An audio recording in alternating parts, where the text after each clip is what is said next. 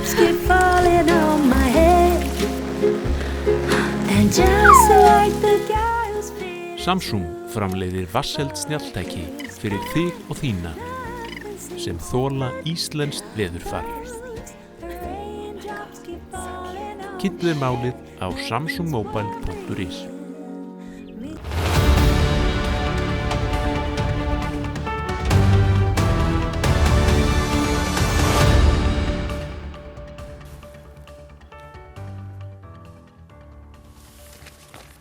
Komið þið sæl og blessuð og velkomin í Spursmál, föstudaginn 10. apríl.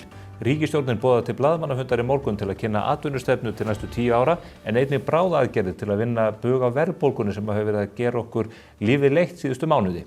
Andrés Magnússon, kollegi minn, fulltrúi ritstjóra á Morgunblaðinu, hann var á blaðamannafundinum þar sem valkyrjurnar 3 töluðu og hann ætlar að koma hér eftir skamma stund og fara yfir það sem helst bara á góma í þessum tillögum þeirra.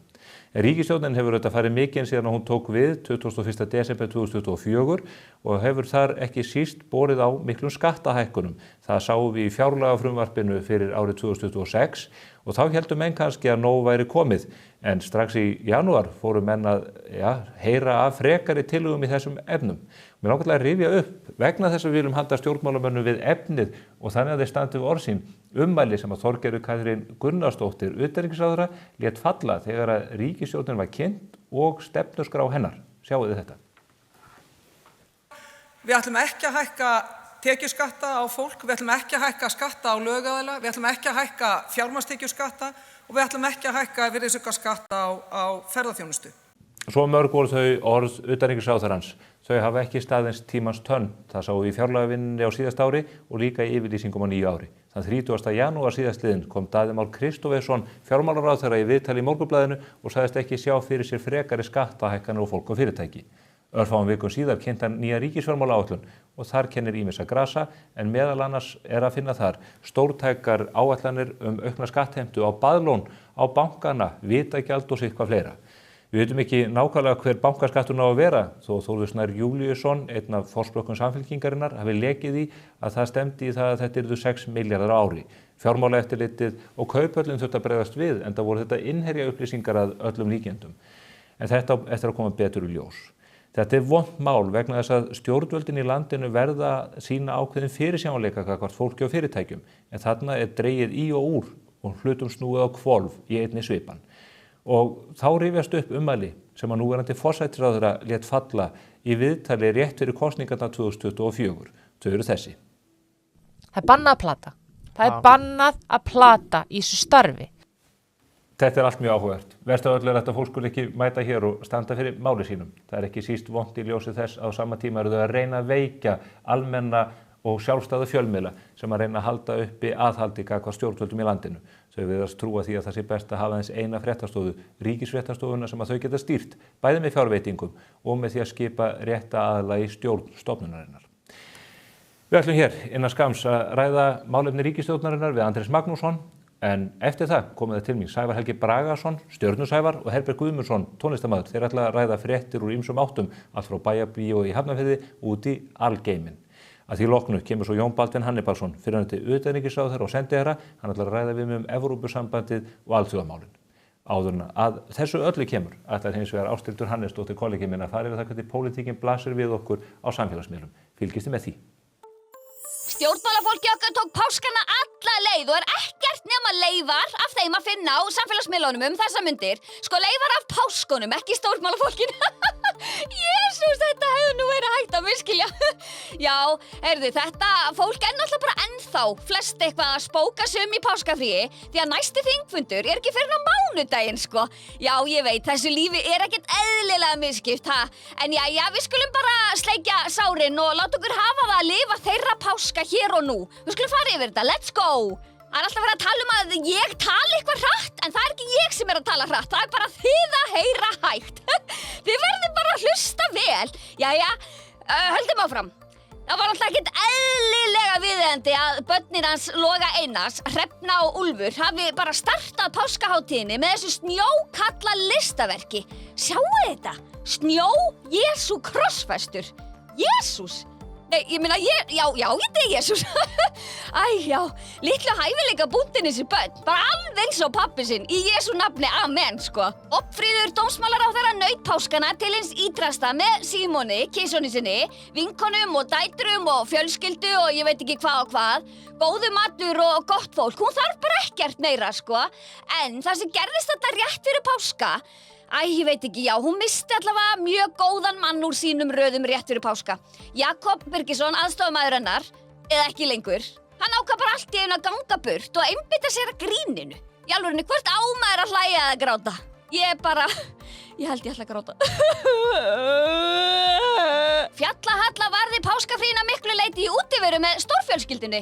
Já, íslenskasti Íslendingurinn var bara að njóta þess að vera með fjöluna á fjöllum og njóta allrar dýrðarinnar sem landið okkar býður upp á. Bara inhale, exhale í öllu þessu páskavorreti. Ísdrottningin Guðrún Hafsteins gerði nákvæmlega það sama á Fjallahalla. Great minds think alike og allt það, sko. Já, það er náttúrulega bara svolítið gott að hreyfa eins á sér raskatið eftir sófa, kartöfluhangs og páskaeggja át bara dægurinn löng í fríinu, sko. Vel gert, stelpur. Þorgerður Katrín svaraði páskahugleiðingum Patricks Hæmi og reyndi að kveða niður ýmsar áhyggjur hans. Bling, bling, bling, ha. Það er enginn að fara að senda patta í stríð á minni vakt, sko. Nei, thank you, Jesus. Tokka leit líka örlítið í baksýnisspegilinn á dögunum og rifjaði upp nokkur góð augnablik frá dásamlegri páskaferð til Ítalíu fyrir 31 ári síðan. Takk fyrir pænt, ha. Gaman að þessu samt. Rauðir Converse strigaskór gerðu bara allt betra hér í den. Bryndís Haralds fór inn í páskana í Harry Potter búningnum sínum og töfraði fram fálka sem hún segir að sé Íslands eina von til bættra lífskjara. Og ég trúi henni. Er það ekki bara? Jú. En svo fór hún líka bara hýra á brá í göngutúr með sínum ekta manni og loðbarninu Kókó. Það er krútlegt nafn. En já, bara end of story hjá Bryndísi Haralds. Kristrún Frosta hefur formlega tekið við titlinum af sjálfu konginum okkar en hún veit svo vel af sér þessa dagana og hún nennir ekki að reyna að finna betra myndefni en fésið á sjálfri sér. Ég skil hann svo fullkomlega vel. Enda bara með vel öfundsvert andlit. Má ekki segja það? Jú, ég held það. Það var bara páskaselfie á pæjuna. Sís! Rósa Guðbjarts lagði land undir fót og hélt páskana fjarri heimahögum þetta árið. Það þýðir auðvitað að maður þurfa að éta alls konar sérkennilegar páskasteikur sem að bara ekki roði í fyllt Made in Iceland lambalæri, sko. En Rósa klikkaði ekki á sér íslenska páskaegginu til að kjamsa á. Það verður að vera, annars eru bara ekki páskar. Þessir íhaldsmenn maður, það má aldrei neinu breyta maður, já. Jón Gnarr fór líka á vit ævintýrana og sleikti sólina í Barcelona með Jóku sinni. Eða Barcelona eins og við Íslendingarnir myndum segja það, ha. Hann keypti sér krokkskó og rassakrem. Já, hann keypti sér rassakrem í Barcelona. Alveg top nice, gott krem, gott í þessu. JP Orkumóladóttir eignaðist lítinn páskaunga á dögunum. Lítill drengur fæddist inn í fjölskylduna sem nú er hægt að kalla vísitölufjölskyldu. Woohoo! Yay! Til hamingju með fullkomnu viðbótin ykkar. Líkamsræktabuffið Sigríður Andersen gaf almenningi 2 góðar ástæður fyrir því að Ísland ætti ekki að ganga í ESB. Sigga, sko. Hún veit alveg hvað hún syngur. Tja, já, allavega svona yfirleitt. Nanna Gunn, litla systir Simmadabba átti afmæli núna í gær, 9. apríl og ósku við ammóskvísunni svoleiðis mikið til hammó með ammó. Já, svo mörg voru þau orð. Það eru fleiri orð sem að við getum fundið, meðal annars í nýrri atvinnustefnu fyrir Íslands til næstu 10 ára.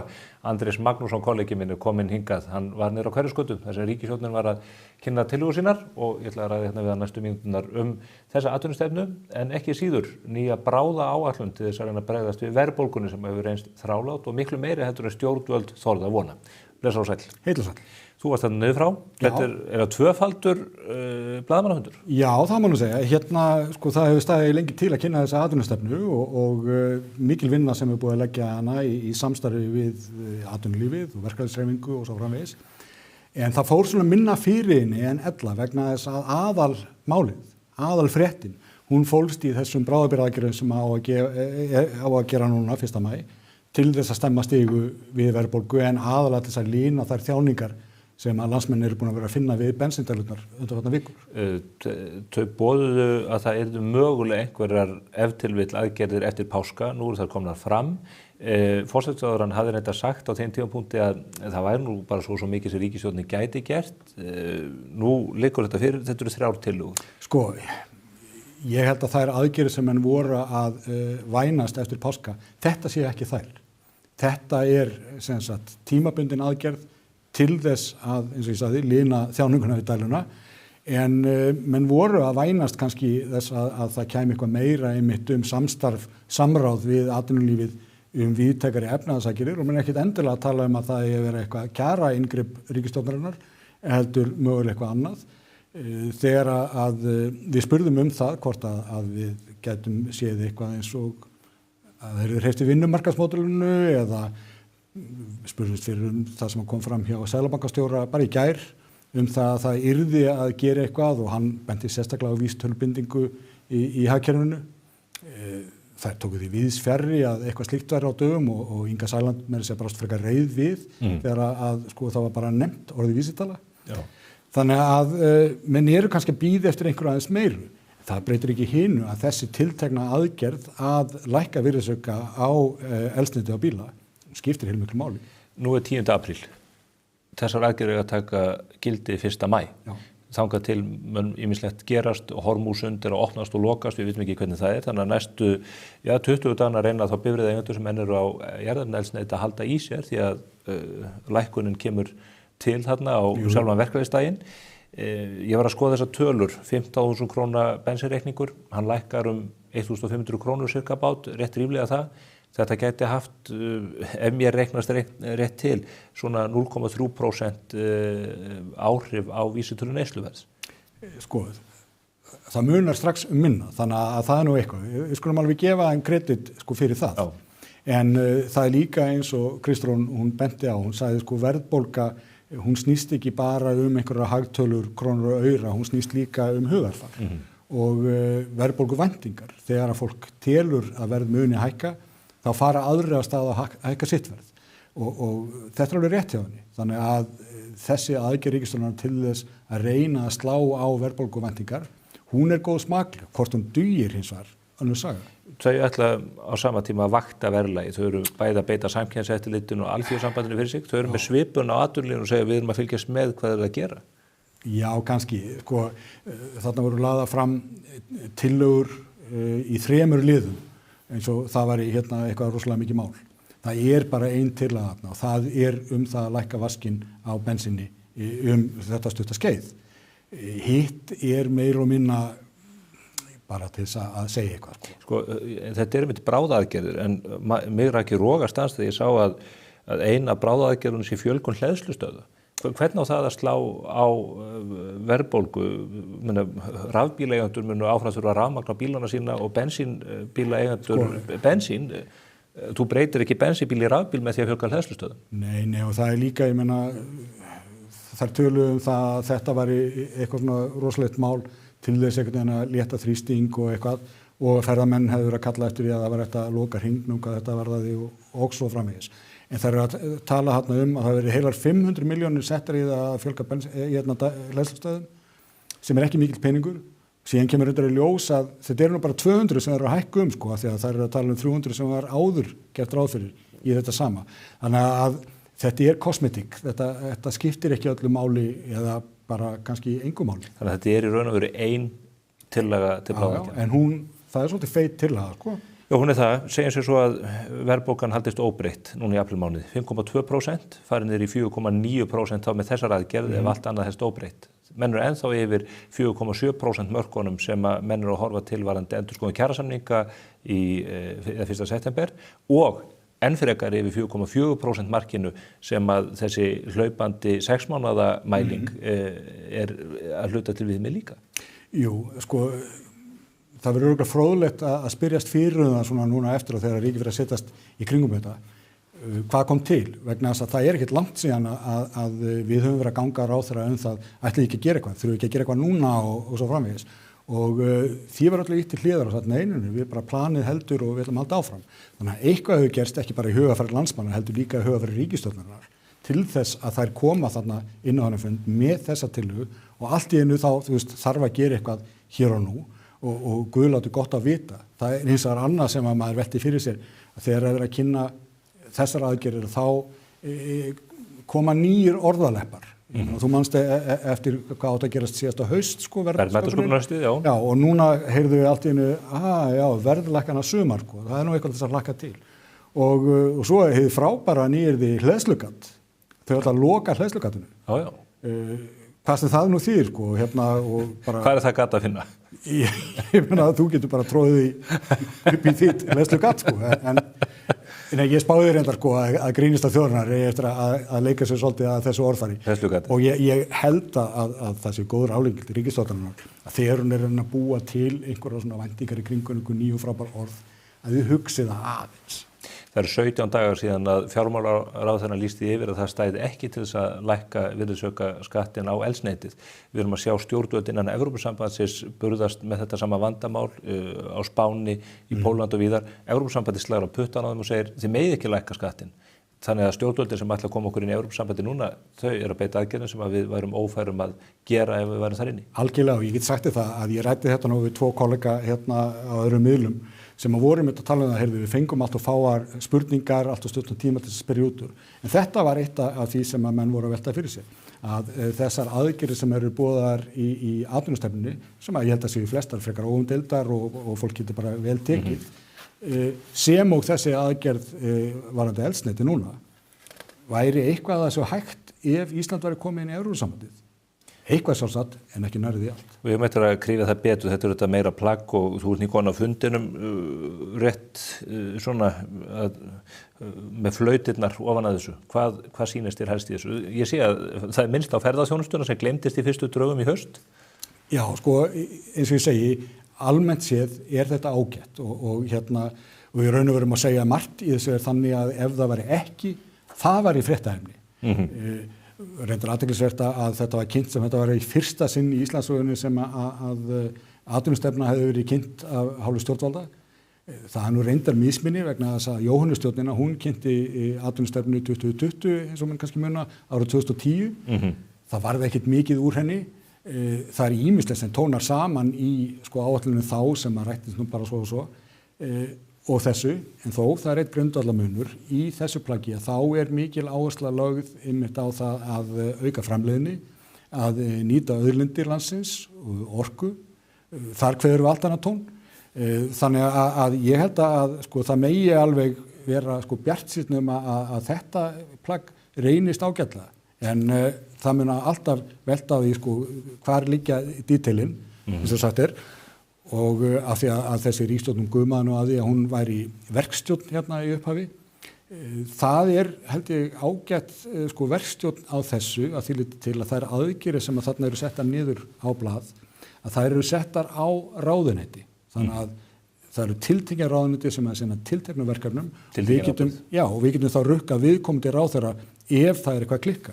Það er gott. Ég sé í inngangi forsætisráðherrans og hún segir að þessi atvinnustefna veiti fyrirsjáanleika til fjárfestinga og uppbyggingar. Það er nú þvert á það sem að ríkisstjórnin hefur verið að bjóða upp á með þessu skattarhringlu öllu saman og mjög misvísandi skilaboðum varðandi þessa Evrópusambandsumsókn og annað í þeim. Jú, það auðvitað hefðu við líka geta verið leiðileg við þar og spurt heyrðu þið að tala hér aukna framleiðni og það er að hjálpa henni.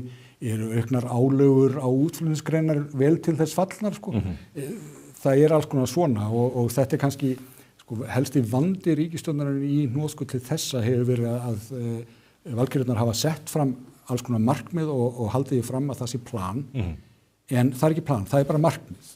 Bara mig dreymir dásamlega hluti í framtíðinni, en til þess að þeir rætist þá þarf það að segja frá því hvernig ætlar að gera og áætla það hefur vantað svolítið mikið. Það sést hins vegar í þessum plöggum að það er svona smá einhverja væntingar sem við getum haft til þess að eitthvað af þessu kunna rætast. Nú hefur gefið það svo bátinn að ríkisstjórninni, þau eru að fá slæma mælingar varðandi ESB-drauminn, stjórnin er óvinsæll en vinsæll í ákveðnum mælingum. Hvernig var stemningin hjá valkyrjunum? Voru það jafn upplýstjarfar og verið hefur? Já, veist að mér fannst það. Kannski það hefur bara verið svona næstu því voru í lofti, bjarti yfir og svona. Já, í snjónum. En þeim fannst, í þeim leiður greinlega betur með það að geta komið fram og sagt eitthvað. Eftir að hafa verið allar þessar vikur og undan þegar að bara menn fundu hvernig einmitt verðbólgan hækkaði og ófriður út í heimi og allt þetta sem að vekur áhyggjur af fólki, að þær loksins brutust út úr því að segja nenni, plani verður að halda og segja, ok, plani heldur en hérna eitthvað sem við ætlum að gera núna.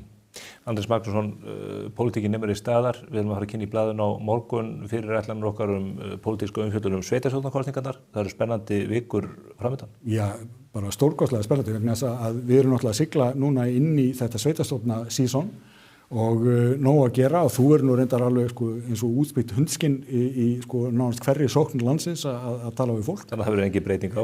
Engin breyting á. Við höldum fundi út á landi og við verðum með leiðtogakappræður hér í stúdíói og víðar svo sem.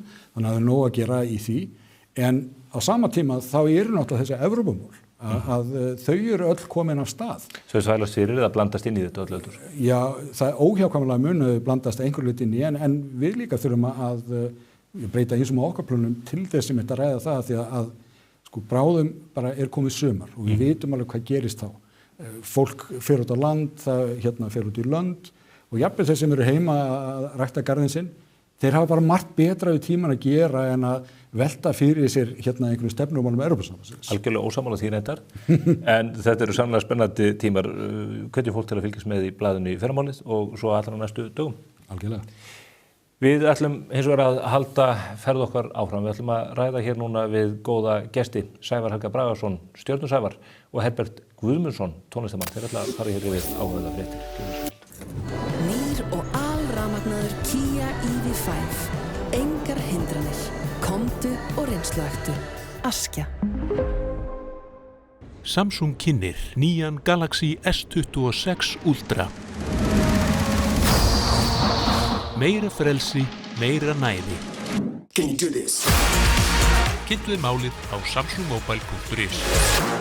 Klæddu bygginguna í stíl með álklæningu frá Límtré Vírnet. Íslensk framleiðsla, nýsköpun og áratuga þekking.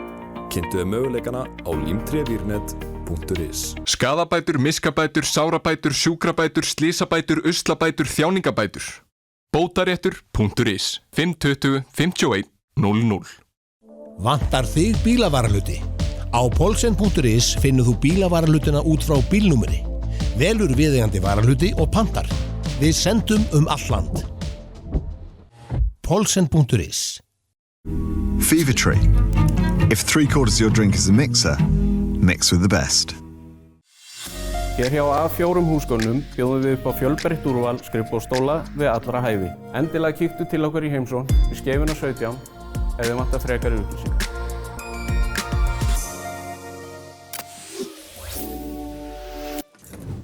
Við þökkum Andrési Magnúsinni fyrir samtalið þessu mál og við óskum þess að ríkisstjórninni vegni vel að þessari vegferð. Það skiptir máli fyrir þjóðina alla, þjóðarbúið og einstaklingana sem landi byggja. Hingað eru hins vegar komnir góðir gestir til þess að ræða fréttir vikunnar og sitthvað fleira. Það eru þeir Sævar Helgi Bragason sem oftast er nefndur Stjörnusævar og Herbert Guðmundsson, hann er einfaldlega stjarna. Komið þið sælir. Takk fyrir. Mér langar eiginlega í upphafi til þess að ræða þessa miklu atburði í Bandaríkjunum. Geimskoti mikla, er ekki von á þessum víðförlustu geimförum sögunar til jarðar bara í nótt? Jú, þeir lenda bara skömmu eftir miðnætti, núna aðfaranótt laugardags, eftir 8 daga ferð í kringum tunglið og það er náttúrulega fyrsta skipti sem að menn ferðast í tungl síðan í desember 1972. Þannig að tunglferðir manna eru hafnar að nýju sem er bara frábært. Hvað eru þeir á mikilli ferð núna? Hvers konar ægikraftar eru þetta? Þau munu setja hraðamet á leið sinni inn í gegnum andrúmsloftið okkar. Þau setja detta svona inn í andrúmsloftið eins og loftsteinn og þá er eins gott að hita skjöldurinn undir, halda þeim úr lífi, þannig komast nú allavega í gegn og ferlið tekur sirka 13 mínútur. En þegar þau skella á andrúmsloftinu þá er það ferðast á svona sirka 40.000 km hraða klukkustund. Og bara til að setja það eitthvað samhengi að þá getur komist hérna frá Íslandi eða sem bara frá New York til Tókjó og svona cirka 20 mínútum. Þannig að þetta er gífurlegur hraði og hitinn sem myndast þegar geimskipið snertir lofthjúpinn nær hálfum hita sólarinnar, það sé 2600 gráðum. Þannig að nú er bara vona að það sem klikkaði og fór helst úrskeiðis í fyrstu prófun Artemis sem var hitaskjöldurinn, það sem búið að lagfæra það allt og þau komist heila húfi og lendi í hafinu. Og þetta snýst allt rétt endurkomu horn sem að, ef ég mann þetta rétt, maður treystir því líka að þeir sem að koma að þessu hjá NASA sé fólkið sem að sleppti ekki starffræðitímanum. Nei, akkurat. Þetta náttúrulega ótrúlegt verkfræðilegt afrek og þessi ferð snýst fyrst og fremst náttúrulega að prófa þetta allt saman, prófa geimskipið í kringum tunglið og komast heim heil og húfi aftur með áhöfn í fyrsta skipti. En jú, þarna eru miklir og frábærir nemendur sem eru orðnir sérfræðingar í dag í verkfræði eða starffræði eða eðlisfræði einhverju slíku og við bara stólum á það að þau hafi unnið vinnuna sína vel og það ekkert annað sem bendir til þess að svo hafi verið. En við höfum þessa gríðarlegu tækni í dag, ótrúlega tölvutækni, bara hreinlega í símanum okkar, í talningum, í þessum ofurtölvum og gagnaverum og hvaðina og sífellt meiri þekkingu á himintunglunum og geimnum. Hvernig gátu menn gert þetta á 7. áratugnum þegar að Kennedy segir við erum að fara til tunglsins? Ekki að því að það er auðvelt heldur að því að það er erfitt, en með þessum ótrúlega frumstæða búnaði. Já, þá var bæði pólitísku vilji og fjármagn sem fylgdi og síðan bara 1972 þá var ákveðið að hætta við Apollo 18, 19 og 20 og þá var planið gert að búi til geimstöð á sporbrautum jörðina sem var gert og kallaðist Skylab. Og fjármunirnir minnkuðu sem að ríkið veitti til NASA þannig að það var ekki lengur til fé og ekki heldur pólitísku vilji til þess að fara til tunglsins áfram heldur snerist það geimstöðuna og líka geimferðina sem var sálug. En þú þarft meira en fjármagn og pólitíska vilja, þú þarft tækni. Já, tæknin bara og í raun og veru ekkert ósvipuð í dag eins og við notuðum fyrir 50 árum. Þá höfðum við þessa kröftugu eldflaug og náttúrulega tunglfar sem menn höfðu smíðað. Núna er ekkert tunglfar til ennþá.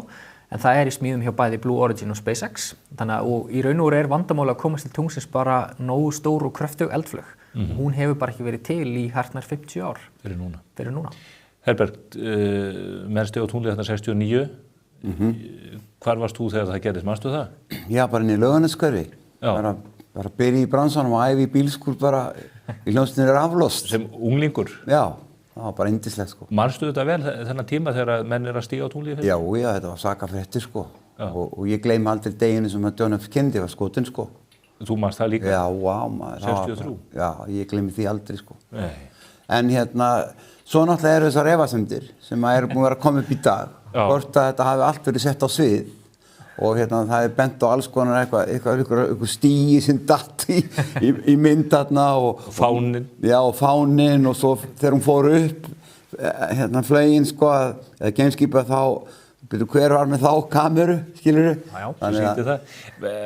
Ert þú ein af þessum efasemda röddum? Ég hef ekki tekið þátt í sko. En mér finnst margir... Nú er að verða breyting á því. Já, mér finnst margir punktar mjög athyglisverðir, skilurðu, en ég veit ekki nóg mikið þetta til að geta dæmt það sko. Hvernig ætlar að svara fyrir þetta? Ég get svarað þessu öllu sko. Okay. Já, fyrsta lega fánin eitthvað sem kemur alltaf upp. Af hverju blakti fánin? Og fánin blaktir ekki. Það sem var með fánan að það eitt prik sem sett ofan í tunglið og annað sem heldur hennum uppi. Þannig að hann lítur út fyrir að vera blaktandi því annars myndi hann náttúrulega falla niður. Hann var 2 prik sem þarna eru, 1 lárétt og 1 lóðrétt. Hver tók myndina þegar þau fóru aftur upp? Það var sérst gert í Apollo 15 og Apollo 17. Þá var bíll tekinn með til tunglsins í fyrsta skipti og á henni var myndavél sem var fjarstýrt frá jörðinni.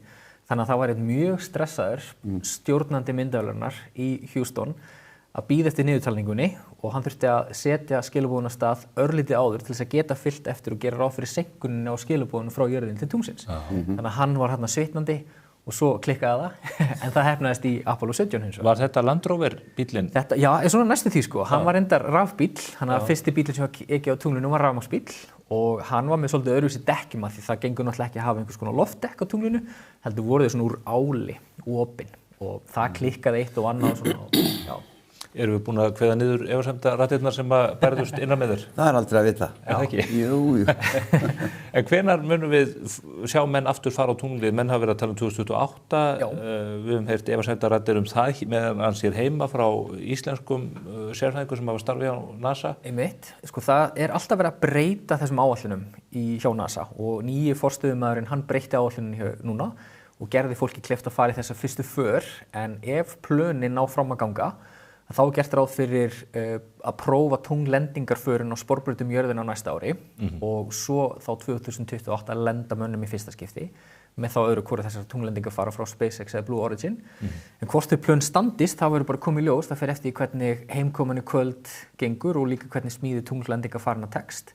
En við bara vonum það besta að þetta ná allt fram að ganga og svo ef það gengur að lenda 2028, að þá að gera þetta reglulega og koma upp varanlegri bækistöð á tunglinu, þar sem menn geta dvalið tímunum saman og þá ætti hún að smíði hennar að ljúka svona í kringum árið 2036 eitthvað svoleiðis. En hvort það rætist verður bara tíminu leiðiljós. Það handað við hornið. Reagan sagði þegar Challenger-flugin sprakk að það væri verkefni geimfaranna að víkka sjóndeildarhring mannsins. Þeim hefur alltaf tekist að þessar myndir sem við erum að sjá bæði af tunglinu og með jörðinni í fjarska og allt þetta. Þetta er lyginni líkast. Þetta er náttúrulega bara stórkostlegt og tilfinningi sem bærist í brjósti mér því ég sé þessar myndir er sko öfund fyrst og síðast. Eitthvað mikilfenglegt en ég er dauð öfund af fólki að þau hafa fengið að njóta þessa útsinnis og sjá hérna sólmyrkva til dæmis frá tunglinu. Myndirðu þora? Ég færi á eftir ef ég hefði tök til þess. Það er þannig. Bless við fjölskylduna, við sjáumst þetta í 10 daga eða eitthvað svoleiðis. Ekki spurning, ég held að þetta sé mesta ævintýri sem hægt er að upplifa. Þetta er með sláð í förstu. Herbert, myndið þú treysta þér? Nei, ég er alveg sáttur bara hérna niður á jörðinni. Mér líður rosa vel hérna sko. Þú var ekki til að taka lagið út í geimnum? Þeir gerðu það geimfararnir, tóku hérna David Bowie lagið. Þeir tóku það, sungu það og gerðu myndband. Hérna Space Odyssey. Já. Við skulum vona að heimför þeirra verði heilög eins og segir í sálminum. En Herbert, ég hef nú lengi ætlað að fá þig hingað á svæðið. Við erum nú ræktarfélagar og erum að rífa járnin saman. En þú ert líka að fara alltaf tónleika. Já, á þarnasta föstudag, 17. 17. í Bæjarbíó Hafnarfirði. Já, flakkaðum ferilinn. Þetta er orðinn langur ferill? Þetta er svolítið, þetta er eitthvað árum. Hvað er þetta margir áratugir? 4, næstu 5. Já. Frá því ég byrjaði 69 í skólanhúsið í Laugalækjarskóla. Já. Get ég slegið föstu að frægðarsólin hafi aldrei risað hærri einmitt núna, bara út frá því að þú ert eins og útspýtt hundskinn að skemmta, þú ert gríðarlega eftirsóttur. Já, þetta er bara blessun, ég kalla þetta blessun, því að sko málið það, ég er að fara í minnigigginn, þar sem að fólk er að halda ammæli, það eru 60, 70, 80, 100 manns og ég tek svona gigg. Og það er svo gaman, þá bara ég með lítið söngjöri sem passar í stofuna heima hjá þér eða stærri kerfi ef þetta er í sal og já, ég er bara þekktur fyrir það að vera í minni giggum og bara það er svo gaman líka að nálgast fólkið þarna nægja að hitta þúsundir manna í litlum giggum sem safnast þá í stóran hóp þegar upp er staðið.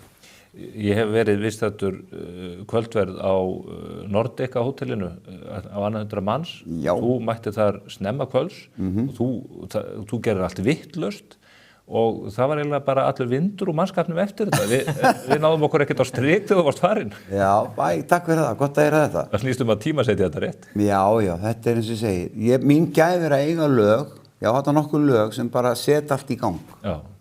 Og eins og Kent Walk Away og með stjörnunum og Hollywood og sem gott byrjunarlag og þannig að þetta hefur hjálpað mínum ferli mikið. Þú ert að fara yfir þetta núna þann 17. og fólk getur kett þess að miða á Tix en þú fær til þín góða gesti veit ég. Já, ég verð með heiðurgest á tónleikunum með Stefán Hilmarsson og síðan verður Axel Ó. Ég gerði countrylag fyrir nokkrum árum og Axel Ó er algjör country kongur og syngur bara eins og amerikani og hann kemur hérna og syngur lagið Driving Wild ef menn vilja finna það á Spotify og mjög skemmtilegt að fá hann sem gest líka og Steppi náttúrulega gullamanni og bara með mikla sögu í sinni tónlistarsögu og er bara frábær drengur, gott að fá hann. Þú ert enn að semja? Heyrðu, já, ég er að vinna 4 lög núna. Með stjörnunum er kannski nýjasti svona stórslagarinn, hann hefur algjörlega slegið í gegn. Já. Og raun og veru tók bara feril minn og lyft honum upp sko. Já.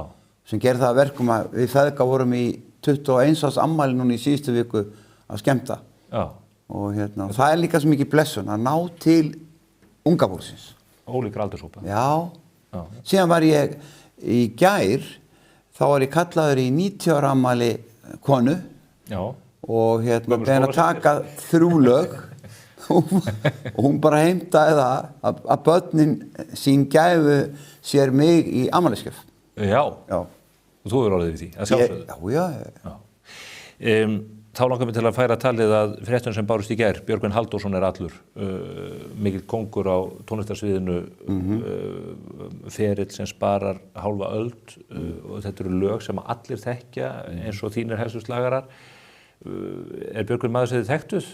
Þið voruð úr sama bæjarfélagi? Sveitungar allavega, já, hann alltaf hefur verið risi í Hafnarfirði og sem hafnfirðingur þá bara tekum við á svona fréttum að sjálfsögðun nærri sér. En það er líka bara sett sterkan svip á æskumanns líka með öllum þeim fallegu og frábæru lögum sem hann og hans sveitir hafa sent frá sér. Já. Ég kynnist Björgvin þannig að ég starströkt í Tónabæ að horfa á hann syngja, því hann aðeins eldri en ég og ég sem bara, wow, þetta ætla ég að gera sko. Þannig að hann var mikill innblástur fyrir minn tónlistaferil. Já. Og það var margir vitnað þetta. Þetta ekki bara þannig að stjarnan hans hafi skinið, hann dró marga með sér út á akurinn. Og þetta bara rosalegu katalóg sem liggur eftir hann. Þetta eru fleiri hundru lög sem hann syngir og blötur og búin bara taka fullt af góðum, frægum standardum og nýjum lögum og gera þetta þvílíkt vel. Og lyft ungu tónlistafólki eins og með duettplötunum? Já, hann bara eins og segja, þetta er bara einn af góðanum okkar í tónlist. Hann bara meira áttar, var meira áttar. Syngur náttúrulega jólin, það er mörg flotti jólalög sem hann leikja eftir hann. Það er bara ítalskar ballöður sem hann breytti jólalög fyrir Íslendinga. Og gerði það listilega vel. Það er sjónarsveitir að Björgvin sannarlega og Morgunblaðið og Miðlar Árvökurs þakka honum samfylgdina. Við höfum þetta fjallað mikið og rætt við hann áratugum saman. Að öðru, aftur út í geim. Í ágúst, þá eigum við von á miklum atburði, náttúru, getur kallað þetta náttúruvætti eiginlega? Já, þetta er engu líkt, það er að segja almyrkva og sólu og við höfum ekki orðið vitni að almyrkva og sólu frá Íslandi síðan árið 1954. Þannig að þetta er eitthvað sem enginn ætti að missa af, því að næsta tækifæri verður eftir 170 ár og ég veit hvað ég verð gamall þá, sennilega ekki hér staddur en mögulega ætla ég að reyna að vera staddur á Kleifaheiðinni, einhvers þar sem slóðin ykkur þá yfir. En ég er einn af þessum brjálæðingum sem ferðast út um allan heim og elti þetta fyrirbæri til að vera undir alskugga tunglsins eins lengi og mögulegt er. Og er þetta mikil upplifun? Þetta er, það er einhvern veginn, og þetta er ólýsanleg upplifun vegna þess að allt í kringum þið breytist. Þú finnur bókstaflega fyrir myrkvanum, þú jafnvel heyrir hann og svo horfur upp og sér þarna óviðjafnanlega fegurð þegar kórun og sólarinnar birtist í öllu sínu ægiveldi og það er bara svona sýn og upplifun sem hefur breytt mér. Það bara upphófst eitthvað ástarsamband 2016 þegar ég sá almyrkva í fyrsta skipti. Hvar var það? Það var í Indónesíu. Þurfti að ferðast í sólarhring og ég reiknaði það út eftir á hver einasta sekúnda í þeim myrkva hefði kostað okkur 5.000 krónur og það muniði mjög að það hefði verið skýjað. En þrátt fyrir að ský settu svip sinn á myrkvann þá var þetta stórkostleg upplifun. Hvað með skýjafarið? Þetta er 12. ágúst? 12. ágúst. Hvernig hefur skýjafarið almennt verið háttað á þessum degi?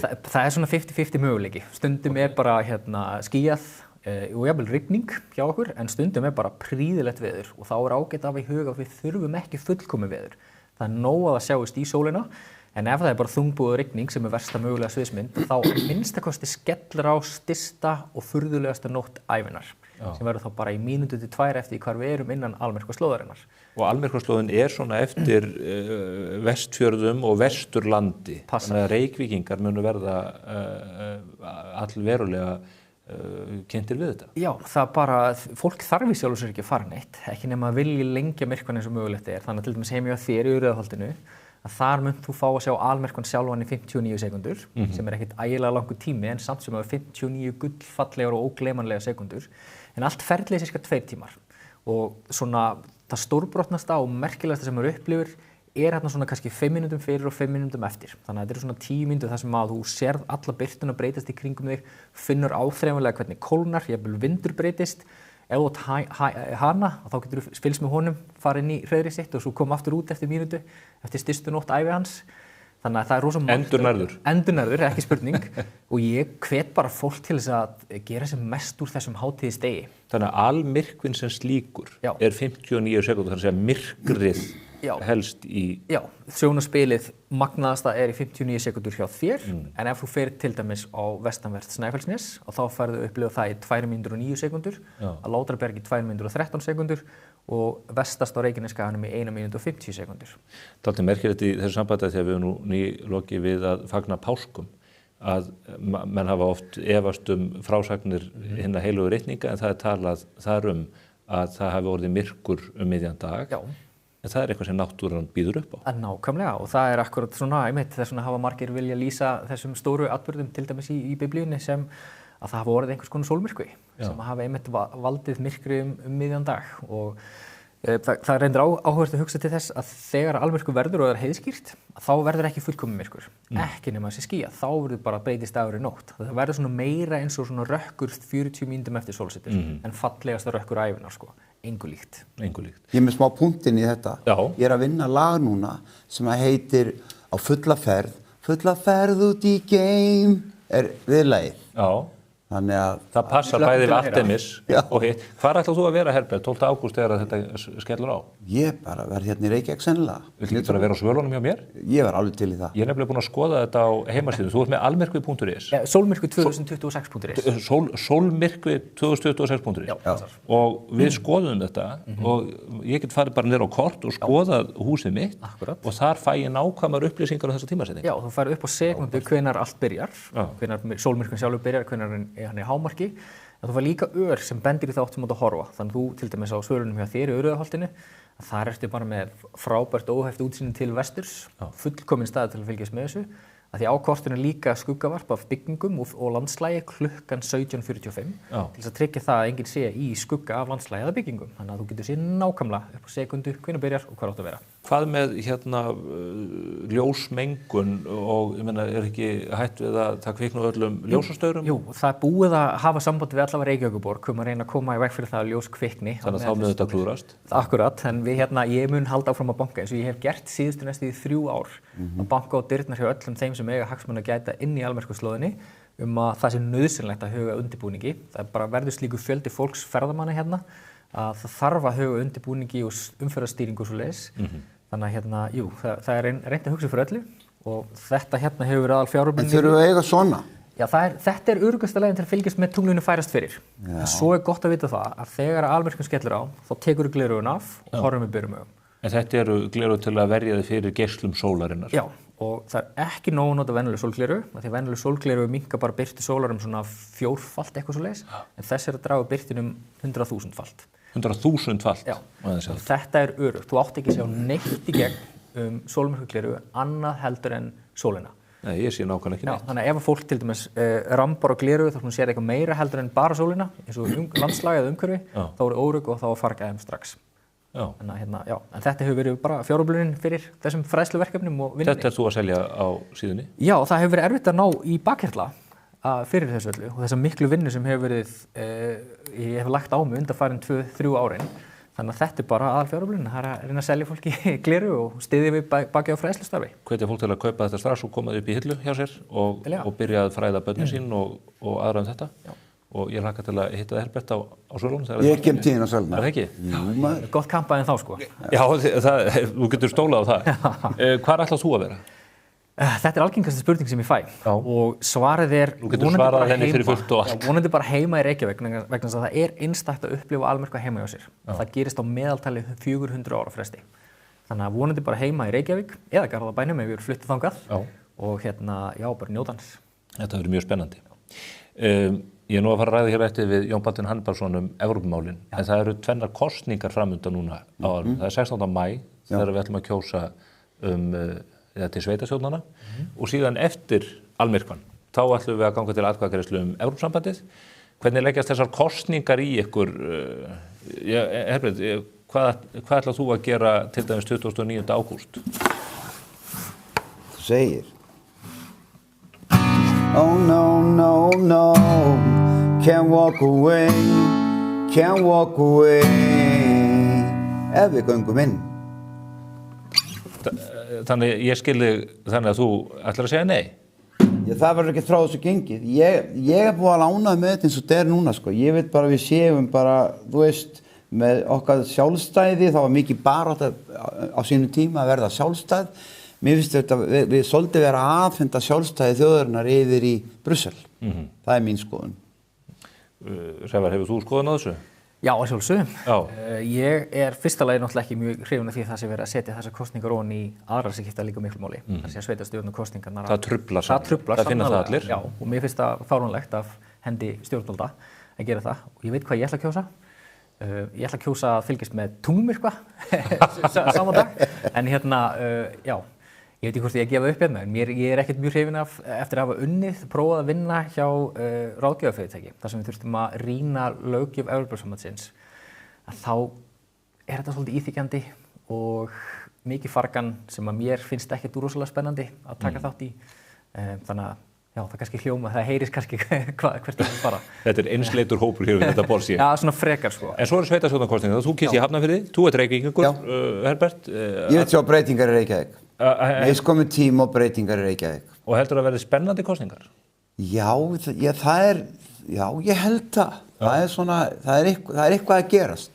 Eitthvað að krauma þarna undir. Já, og það fer að aukast auðvitað. Nú erum við að ræsa kosningaumfjöllunum okkar í komandi viku og við munum fylgja þessum málum hart eftir land allt auðvitað á vettvangi Morgunblaðs og MBL og Spursmála og þess alls. En í Hafnarfirði, þar hljóta að vera spennandi kosningar þar líka? Ég held það. Ég enda þekki þann sem er á lista hjá Viðreisn til dæmis. Það er bara gamli félagar og gamli vinir og þann sem er í forsvari fyrir Sjálfstæðisflokkinn, oddvitann þar. Ég reyndi að kýsa ekki Hafnarfirði því ég bý í Fossvoginum í Reykjavík. Þú ert fluttur, þú ert í Reykjavík. Þið verðið báðir. Við fáum báðir að greiða atkvæði. Það verður bara spennandi að fylgjast með.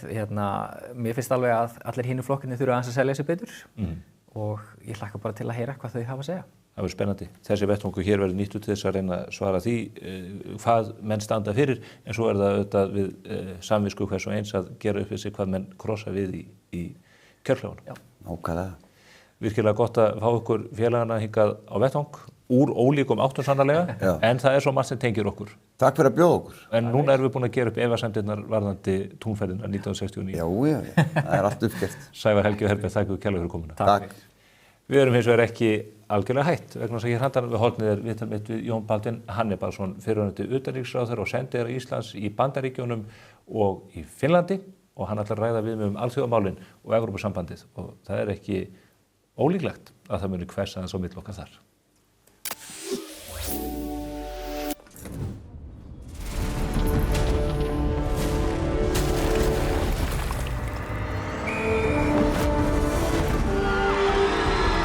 Hvern langar þig að hitta í dag? Pennin Eymundsson. Ekki gjalda fyrir útgjöldin. Cardio. Einfaldari útgjöld.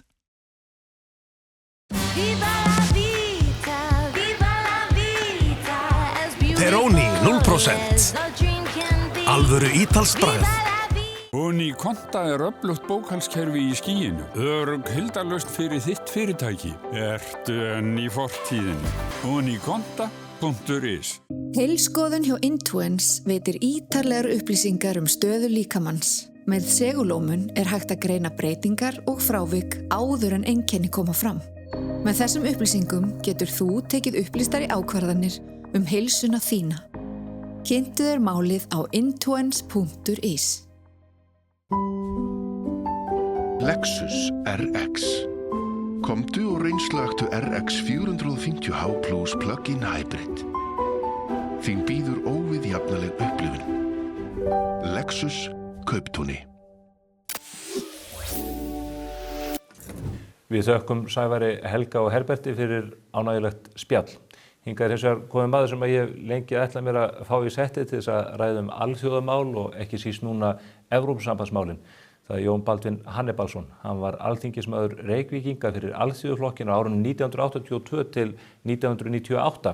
En þá tók hann við embætti sendiherra Íslands í Bandaríkjunum, staðsettur í Washington, og því embætti gegndi hann frá 1998 til 2002. Þá fór hann til Finnlands og satt þar í embætti frá 2002 til 2005 og hefur því haft aðkomu og nálægð auðvitað bæði við Rússland og Eystrasaltsríkin, en það eru ríki sem hann þekkti mjög vel eftir að hafa verið utanríkisráðherra á þeim tíma þegar þau hlutu sjálfstæði. Ísland varð í fararbroddi þegar að Jón Baldvin og Davíð Oddsson höfðu forgöngu það að viðurkenna sjálfstæði þessara ríkja sem eru vinaþjóðir okkar. Og við ætlum að ræða ýmis mál, vítt og breytt, hér næsta hálftíman eða svo. Blessaðu Jón. Sæll. Þakka þér að mæta hér á svæðið. Já, takk fyrir boðið. Við höfum margt að ræða. Ég hef ekki komið hérna síðan Styrmir hérna hvarf okkur sjónum. Já, þinn gamli góði vinnur, hann var ritstjóri hér til 2008. Já. Þannig að það eru orðin allnokkur ár. Já. Skulum ekki láta líða jafn langt á milli næst. Heyrðum, mig langar til þess að byrja á breiðustrókunum, auðvitað langar við til að heyra í þér varðandi Evrópusambandið, það er kannski ángi af stærri mynd. Þú varst í Washington á árunum 98 til 2002, á þeim tíma þegar að Bush að taka við. Nú horfum við upp á Bandaríkin og þau eru allt öðruvísi ríki að þeir manni finnst miðað við á þeim tíma. Já, sumir tala að ameríska risaveldið sé í hnignunarferli. Hérna, fyrir utan að hafa verið senda hér í Washington, þá finnst mér nú meira til þess koma að ég var utanríkisráðherra á þeim tíma sem að heimurinn skipti sköpum. Við bundum endi á kaldastríðið. Sovétríkin féllu? Já, hérna, seinni heimsstyrjöldinni lauk ekki fyrir þá í Mið- og Austur-Evrópu. 100 milljónir manna í öllum þeim ríkjum losnuðu undan oki Sovétríkjanna. Sovétríkin leystust upp í 15 ríki, Rússland og ýmis önnur ríki. Eystrasaltsríkin urðu frjáls, afvopnunarferli skilaði miklum árangri, heimurinn var gjörbreyttur.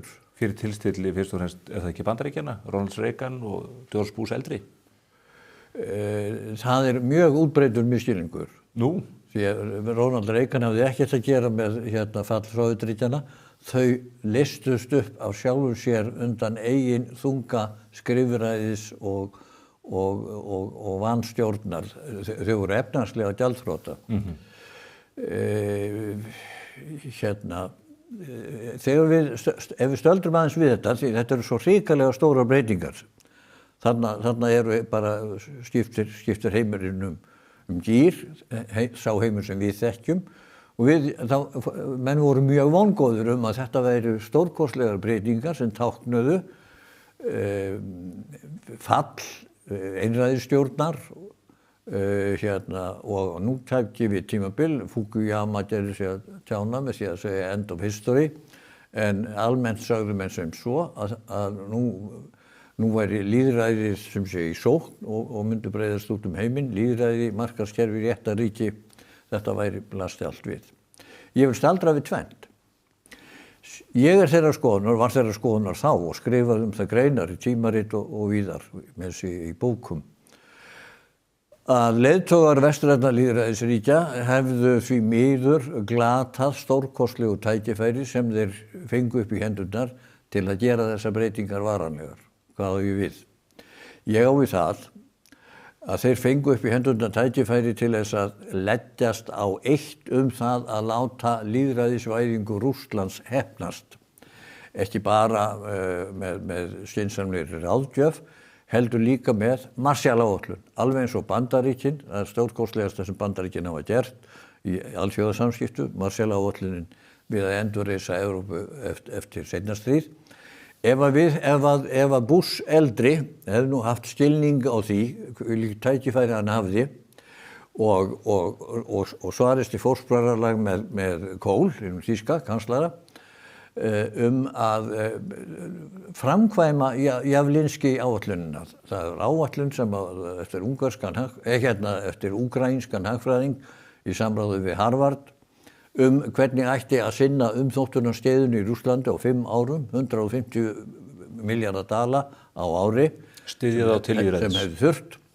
Það hefði náttúrulega ekki átt að fara niður í skorpræsi hrunsins, heldur til þess að byggja upp með festu og varanleika, standa við gjaldmiðla, standa við stöðuleika, standa við vitiborna einkavæðingu, að koma á samkeppnishæfu markaðskerfi, koma á lýðræði, fjölflokka lýðræði.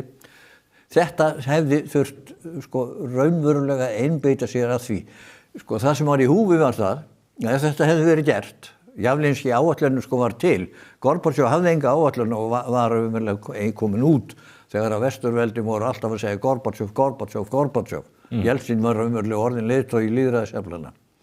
En áætlunin var til loksins og það sem vantaði var skynsamleg ráðgjöf alþjóðasamfélagsins og síðan öflugur fjárhagsstuðningur eins og var líka veittur Austur-Evrópuríkjunum en hefði auðvitað kostað meira fé út af því að Rússland náttúrulega alveg hræðilega stórt og mikið. Á þessu hafði leiðtogi lýðræðisaflanna engan skilning. Engan. 3 vikum áður en Úkraínumenn fóru í þjóðaratkvæðagreiðslu sjálfstæði sem að þeir samþykktu með 92,5% atkvæða, líka í Austurhéruðunum þar sem rússnesku mælandi menn eru annarkvort öflugur minnihluti eða sum tilvikum meirihluti. 3 vikum áður fyrst hann ræðu í Verkhovna Rada, þjóðþinginu í Kýv og hvað sagði hann? Hver var boðskapur hins mikla leiðtoga lýðræðisaflanna? Hann sagði, þetta nokkurn veginn orðrétt, ég skora á úkraínsku þjóðina að forðast að ánetjast öfga þjóðernishyggju, heldur að snúa bökum saman, halda Sovétríkjunum saman undir Gorbatsjov í nafni friðar og stöðuleika. Unquote. Þetta var boðskapurinn. Í 1. ágúst 1991. Þessi ræða hefur verið kalluð Kýf-kjúklingaræðan. Hún var með endemum vitlaus. Hann las algjörlega kolvitlaust í innanríkisástandi í Sovétríkjunum.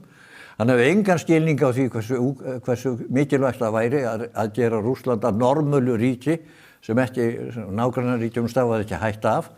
Þetta var, ég ekki að fullyrða að þetta hefði tekist, en að þetta skildi ekki hafa verið reynt, sýnir skort á stjórnvísku. Og afleiðingin gjörspillt kerfi sem að leiðir þá að lokum til einræðis að nýju, sem við sjáum undir Pútín. Hinn kosturinn var að endurreisa gamla rússneska nýlenduveldið. Sá sem situr í Kreml núna að því, það hans markmið. Hann búinn að vera að því kerfisbundið allan tíman. Hann byrjaði á að ráðast á, koma fyrir kattarnef öllum pólitískum leiðtogum stjórnarandstöðu, heima fyrir. Nú þínast allsherjarstríð gegn Tjetníu, svo stríð gegn Georgíu. Hann búinn að hernema 2 héruð í Georgíu, Abkhazíu og Ossetíu. Síðan suðaustur hér í Úkraínu og svo loksins allsherjarstríð. Þetta búið að standa yfir alveg frá því að hann náði völdum í seinna skiptið. Það þarf enginn að velta neitt vöngum yfir því hvað vakir fyrir honum. Það sem vakir fyrir honum að endurreisa rússneska nýlenduveldið og gera það í krafti kjarnorku. Förum hratt yfir sögu. 2014 það síðan Krímskaginn, síðan það 2022 sem að stríðið hefst í Úkraínu. En mig langar aftur til að beina sjónum að Bandaríkjunum og þessu gjörbreytta kerfi. Þú ferði við þessi áhugaverðu sögu Bush. Nú erum við með þennan merkilega en óskiljanlega mann Donald Trump í Hvíta húsinu. Hvernig horfir sú heimsmynd, eru Bandaríkin gjörbreytt vegna hans stjórnarsetu eða þetta sama skínandi borgin upp á hæðinni eins og Reagan vildi lýsa þessu? Nei. Leiðtogum Bandaríkjanna hafa verið afskaplega mislagðar hendur á seinustu áratugum.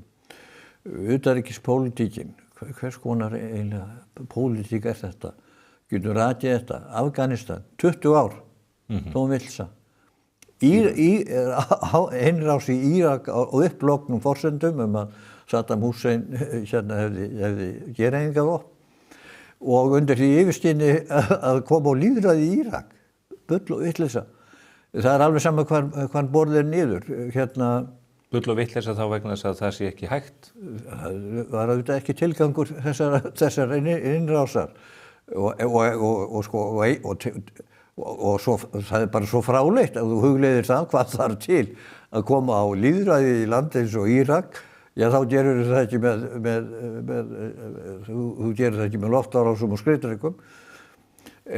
Nú þeir voru á sama tíma í stríði við Íran og studdu þá Saddam Hussein í stríðinu við Íran.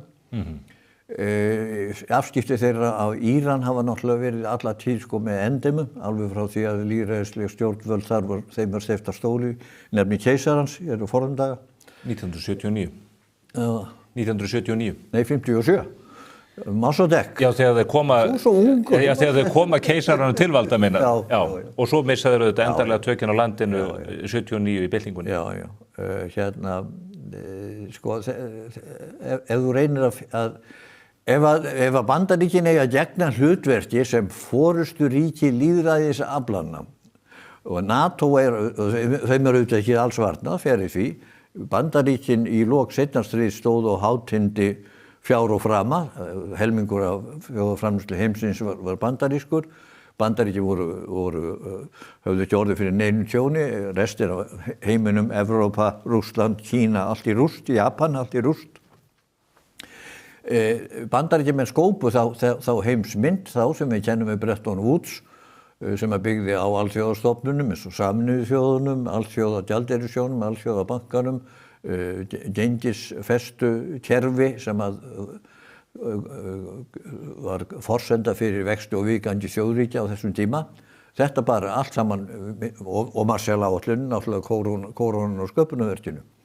Berum þetta saman við það sem hefur verið að gerast á tímabilinu Bush eldri og yngri og síðan til dags dato. Það ekki nóg aðalatriðið ekki þó þú getur hlegið því máttlausan að vitleysisganginum og fáránleikanum í þessum úbúróa sem nú situr í Washington. Það eitt, en það skiptir ekki máli. Þetta kerfi gjörbreytt. Bandaríkin eru gjörbreytt. Bandaríkin eru auðvitað að takast á við vaxandi risa í austri og eitt af því sem við tökum augljóslega eftir að Evrópa undir kröfu Bandaríkjunum að standa í meira mæli á eigin fótum að því virðist vegna þess að Bandaríkjamenn átta sig á því að þeir verða að beita öllu sínu afli inn á Kyrrahafssvæðið og í Asíu. Við getum eitt mörgum klukkutímum ef við ætlum að fara að ræða ris Kína og hvað það merkir. Þurfum ekki að ræða það, ég bara nefna það að Bandaríkjamenn að gera þessa kröfu á Já, það er kolvitlaus krafa. Það er engin krafa á Evrópu að fylgja Bandaríkjunum í nánast eins og fjandsamlegum stríðsundirbúningi við Kína. Nei, þú ert að misskilja mig, Jón. Ég að segja að Bandaríkjamenn að segja við Evrópubúana. Þið verðið að standa meira á eigin fótum hernaðarlega séð vegna þess að við ætlum að beina sjónum okkar að Kína. Og það að breyta eðli NATO-samstarfsins. Ég virði það að Bandaríkin geti ekki haft sömu nærveru í Evrópu og áhrif á Evrópu. Þeim alveg frjálst að því að endurskoða þá stefnu vegna þess að þeir hafa öðrum hnöppum að neppa með 150 herstöðvar út allan heim og þó það sé svo annað mál að þeir þurfa að endurhugsa algjörlega frá grunni afstöðu þeirra til Kína. En síðan hitt, Evrópa getur, það efast ekki nokkuð maður það, að Evrópa getur sjálfséð varnir sínar og öryggi ef að það er málið. NATO árangursríkasta varnarbandalagi heimi af því að það var sameiginleg ábyrgð, transatlantik sameiginleg ábyrgð á sameiginlegum vörnum. Árás á einn, árás á alla. Árangurinn stórkostlegur, þurfti ekki að hleypa af skoti. Og Evrópa á auðvitað Bandaríkjunum mikla skulda gjalda í þeim. En menn er ekki sammála það að Evrópa geti varið sig auðveldlega.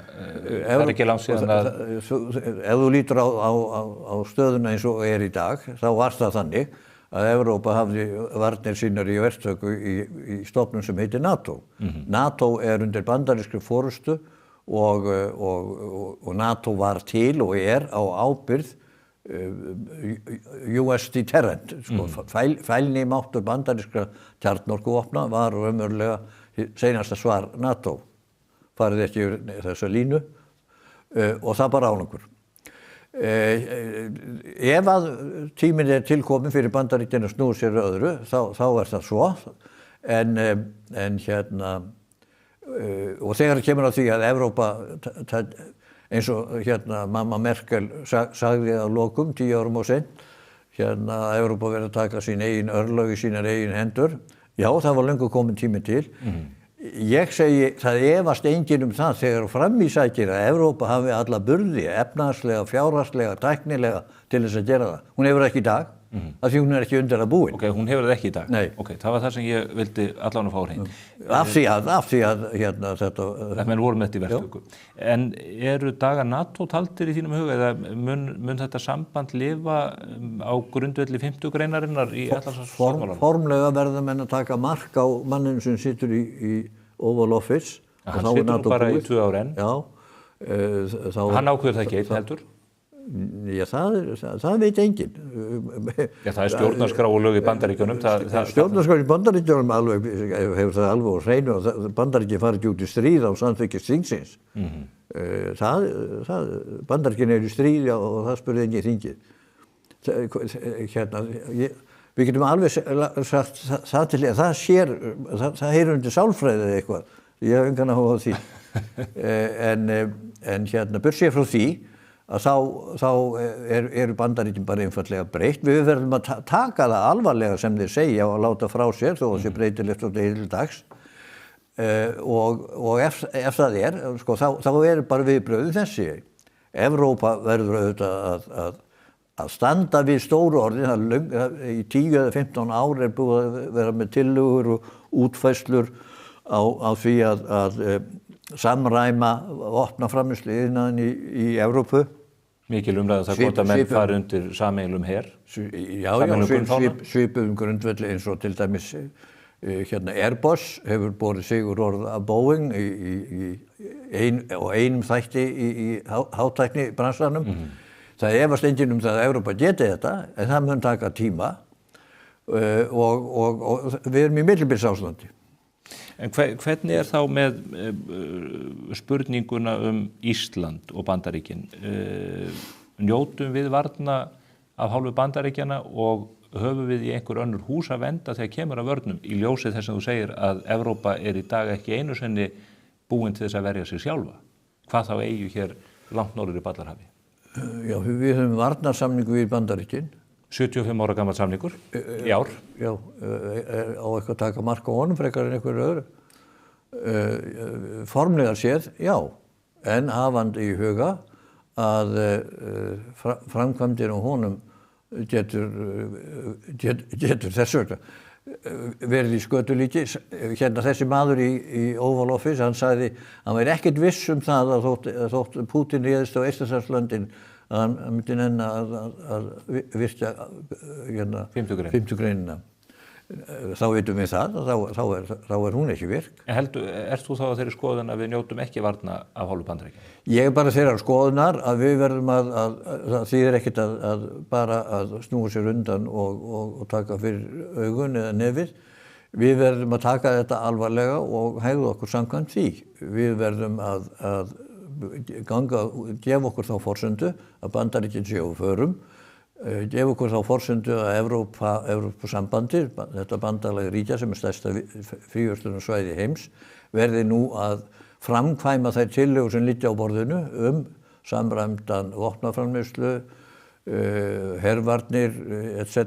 Allt sem lítur að því sem tæknilegt og flókið.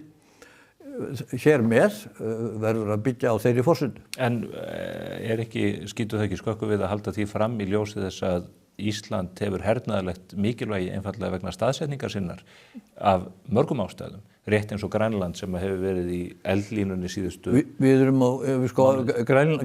Grænlandsmálið alveg dæmi gert.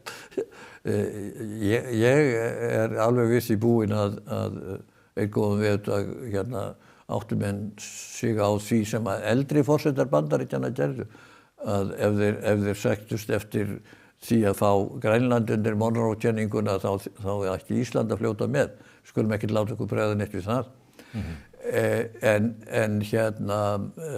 miðað við þá kenningu, þá eru Bandaríkin ekki á förum frá Íslandi. Þeir hafa hagsmuni af því að hafa hér viðveru og aðgang og aðgengi. Okkar saga þannig að við byrjum okkar feril sem lýðveldi með yfirlýsingum ævarandi hlutleysi. Seinni heimsstyrjöldin kenndi okkur þá leksu að það ekkert mark á því hlutleysi takandi.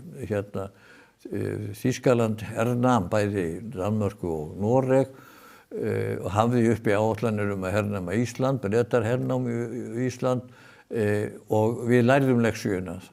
Ég hef sagt og segja það enn, ber mikla virðingu fyrir Bjarna Benediktssyni hinum eldri, sem fór í gegnum þessa raun á tíma þegar að hið unga lýðveldi uppfullt af háleitum draumum frið og hlutleysi að skipa Íslandi í sveit í NATO. Reynslan hefur bara sýnt að það var rétt ákvörðun og farsæl. Núna erum við í millibilsástandi. Varnarsamningurinn gildi og við látum sem hann sé í gildi. Við vitum það að á þessum breytingatímum sem eru í kringum okkur, þá allavega eitt sem útilokað. Íslandi getur ekki staðið eitt. Hvar á það heima? Á það heima með Bandaríkjunum til frambúðar? Ég segi nei. Við erum Evrópumenn og Íslendingar hafa sýnt að bara allir sinni sögu og allir sinni ferli. Hvað eru margir Íslendingar sem búa og lifa í Evrópu? Hvað eru margir á Spáni? Hvaða þjóð var það sem fyrst lýsti yfir stuðningi við lýðveldisstofnun á Íslandi? Já. Hvaða þjóð var það? Það var partur af herverndarsamningnum. Hverjir voru það? Það voru Bandaríkjamenn. Og hverjir voru það sem bökkuðu okkur upp í landhelgisdeilunni við Bretana? Hverjir? Já. Af augljósum eigin hagsmunum, því að það er rétt að þú minnir okkur á það að bandalagsþjóð okkur í NATO eina þjóðin sem hefur farið með stríði og hendur okkur.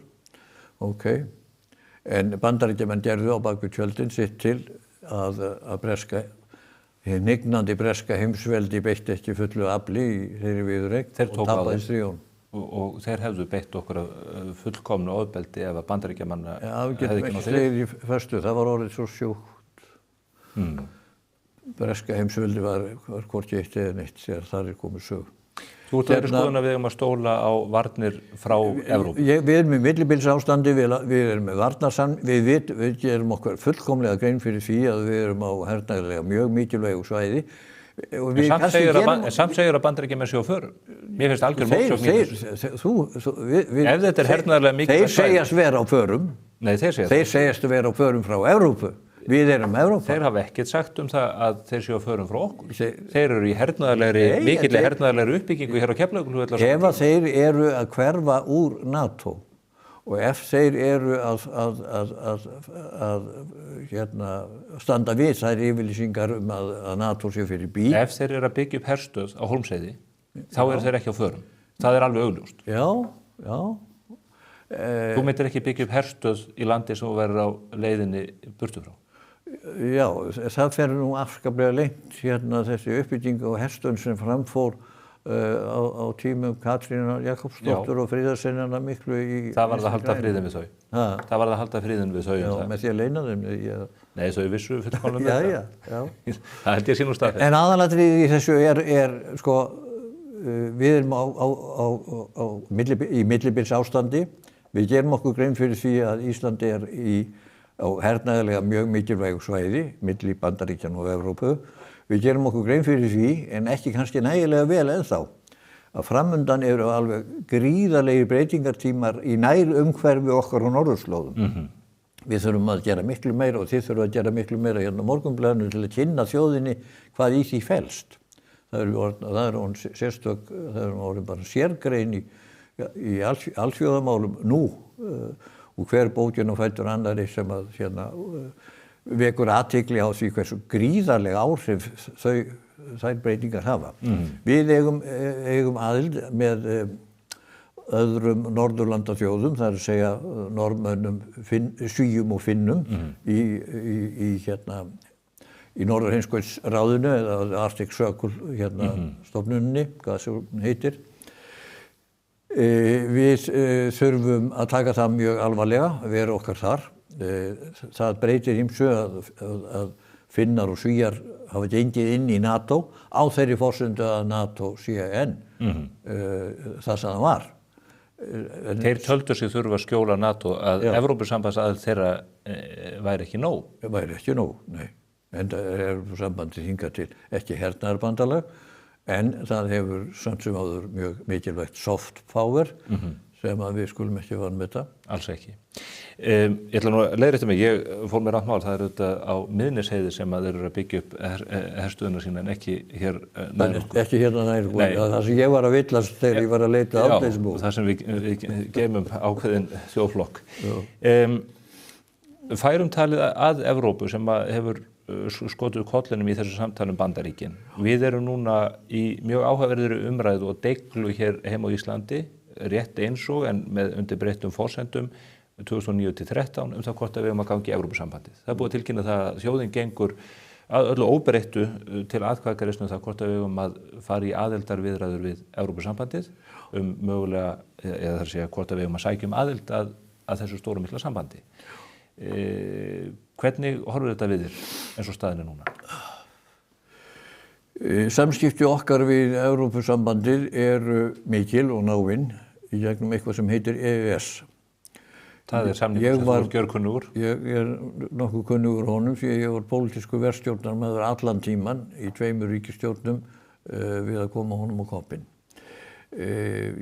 Það voru eiginlega allir stjórnmálaflokkar á móti því fyrr eða síðar eftir því hvort þið voru í stjórn eða stjórnarandstöðu. Það segir nú sína sögu íslenska pólitík.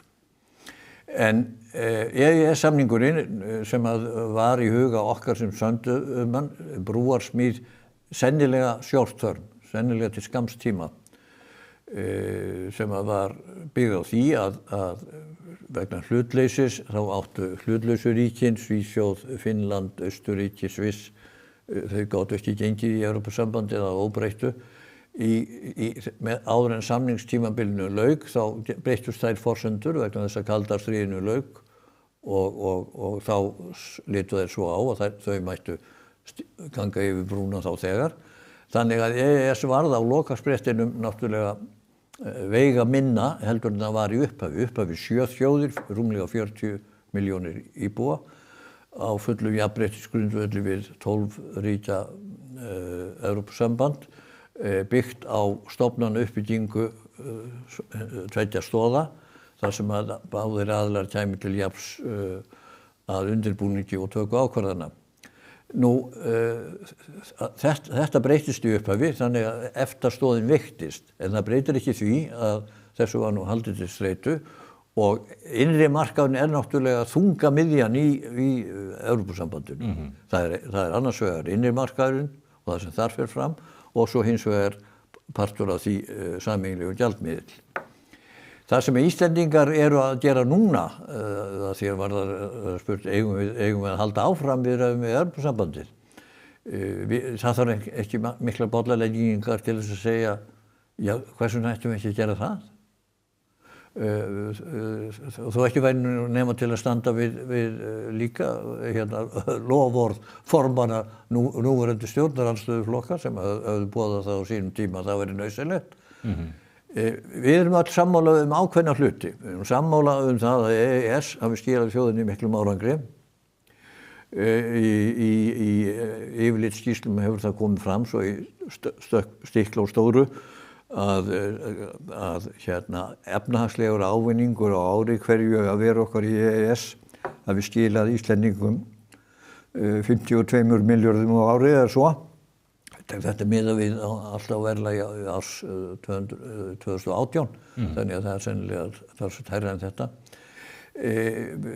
Aðalatriðið er að stækkun heimamarkaðar Íslands gerbreytti Íslandi og skapaði forsendur fyrir því að við gætum komið á fjölbreyttara efnahagskerfi heldur en því einu að vera hráefnisframleiðandi á fiski. Þetta hafði gríðarlega áhrif og auðvitað að gerast líka á tíma þegar að heimurinn í þessari deiglu sem að þú lýsti hér ágætlega upp á samtals okkar þegar að Sovétríkin falla og það ríkir þessi bjartsýni og Ísland sem fábreyttara atvinnulíf en í dag. Og segir nú ekki mikið framsýni þeirra sem voru í stjórnarandstöðu á þeim tíma voru algjörlega móti EES-samningnum. Við skulum ekki halda því yfir hausamótunum á þeim svona löngu síðar. Þeir þurfum að læra því.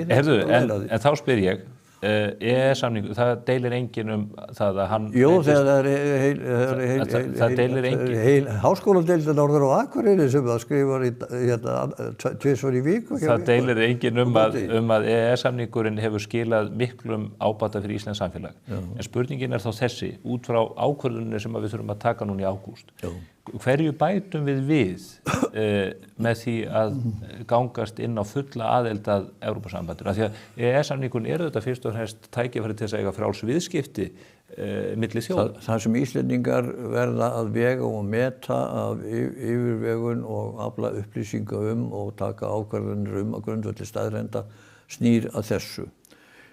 Því miður þá það svo að okkur hafi tekist að mörgu leyti vel til við uppbyggingu Íslands eftir hrun. Þá það engar síður svo að við sitjum uppi með bæklað hagkerfi. Þó okkur gangi vel á einsum sviðum, þá þýðir